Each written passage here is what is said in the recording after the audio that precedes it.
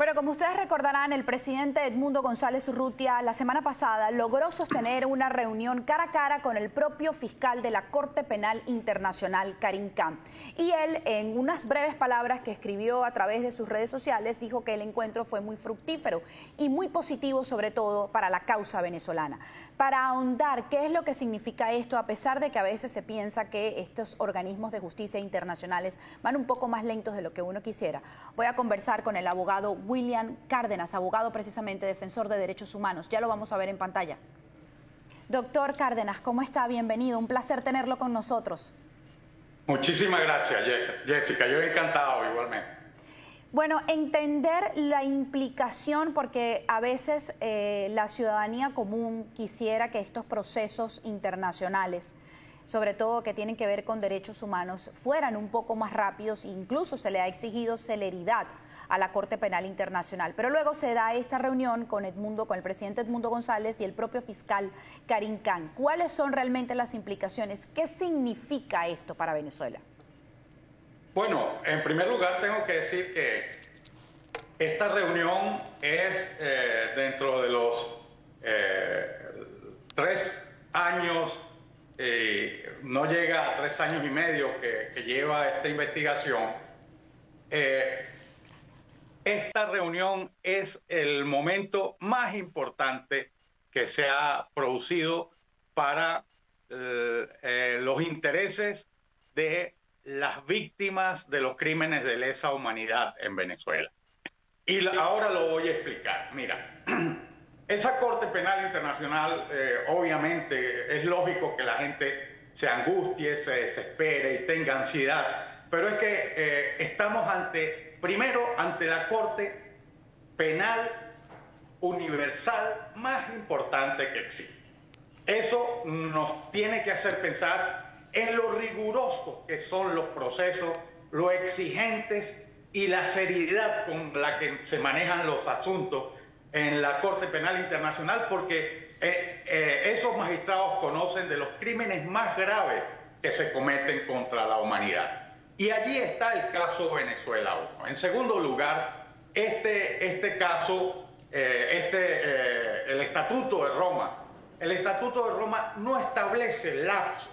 No establece lapsos y es lógico, porque ante investigaciones tan rigurosas y tan delicadas, donde está en juego la vida de miles y miles de personas, pues no se puede pretender que los magistrados se manejen con la celeridad de unos procesos que tienen fechas de caducidad en el tiempo y que les obligan a lo mejor a ir más rápido de lo que la gravedad de los hechos exige. Y en tercer lugar, tener presente que el Estatuto de Roma es extraordinariamente garantista para las personas a las que se les señala la responsabilidad y se les imputa la comisión de crímenes de esta naturaleza. Eso quiere decir que se les dan todas las oportunidades para que se puedan defender. Y eso pasa por un rigor de imparcialidad. Bueno, en ese marco es en el que se está produciendo esta situación. Hace 10 días, la Sala de Apelaciones de la Corte Penal Internacional desechó por inadmisible una solicitud de recusación que se había producido en el mes de noviembre en contra del fiscal Karim Khan y que había levantado miles y miles de comentarios, incluso una campaña de la que se había aprovechado el mismo régimen madurista. Bueno, hace 10 días una sentencia de la Sala de Apelaciones de la Corte Penal Internacional descartó esto y dejó al fiscal con las manos completamente libres para que ahora ya vayamos en el desarrollo del proceso hacia lo que viene. Y lo que viene es la imputación de los responsables de esos crímenes y la solicitud de las órdenes de captura. Bueno, en este marco, pasando 10 días después de esa sentencia que otorga al fiscal plena libertad para continuar conociendo de la investigación, se produce este encuentro entre el presidente electo de los venezolanos Edmundo González Urrutia y el fiscal de la Corte Penal Internacional. Hasta ese momento, el fiscal, en un ejercicio de equilibrio y de imparcialidad, había evitado reunirse con víctimas para que no se pudiera interpretar esa reunión como una posición parcializada de sus funciones, que son extraordinariamente rigurosas en cuanto a mantener condiciones de imparcialidad.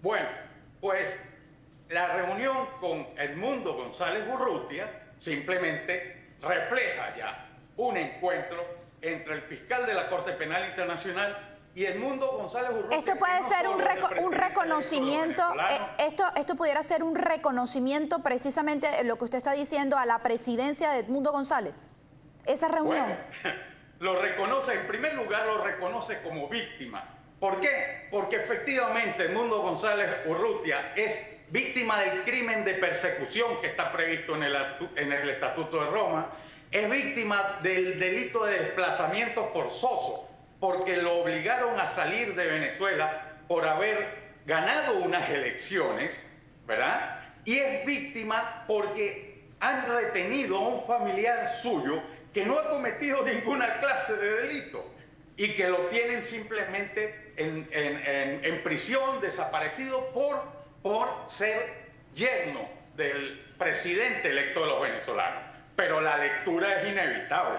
Edmundo González Urrutia representa a millones de venezolanos que están luchando por la libertad y que están luchando por recuperar la democracia en el país. Y entre esos millones de venezolanos están las víctimas que se han acreditado ante la Corte Penal Internacional en los procesos de consulta que se han realizado allí. Entonces la reunión es extraordinaria, yo creo que marca un hito y, por supuesto, ahora continuará el proceso con todos los rigores que ya he comentado, están condicionados por esa situación de mayor exigencia. Este es el mayor tribunal penal del mundo y es necesario que esos procesos tengan ese debido rigor, ¿no? Y estas acusaciones que recibió el fiscal, que se vio envuelto en una polémica porque un allegado de él está defendiendo precisamente al régimen de Nicolás Maduro ante la Corte Penal Internacional, ¿cómo se lee eso? ¿Cómo queda eso a nivel de legislatura internacional?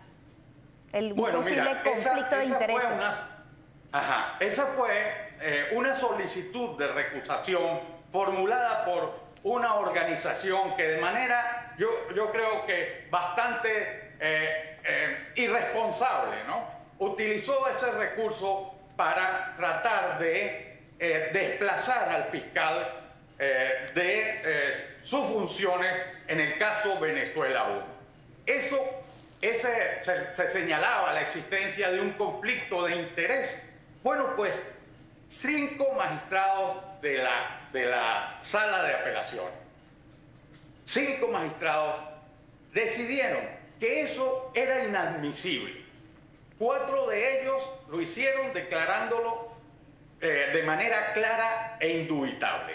Y un 5.º voto, que fue un voto salvado, simplemente cuando tú revisas ese voto salvado, dices, no, hemos debido conocer del fondo de la recusación, porque no existe en las denuncias presentadas ningún argumento que afecte la ética y la conducta que ha desarrollado el fiscal en el caso Venezuela 1. O sea, eso quedó completamente descartado. Doctor, ya para finalizar rápidamente, ¿usted cree entonces que va por buen camino a pesar de que quizás para muchos la percepción es que va lenta esta investigación de la Corte Penal Internacional, sobre todo con los últimos acontecimientos que han ocurrido en Venezuela luego de las elecciones presidenciales?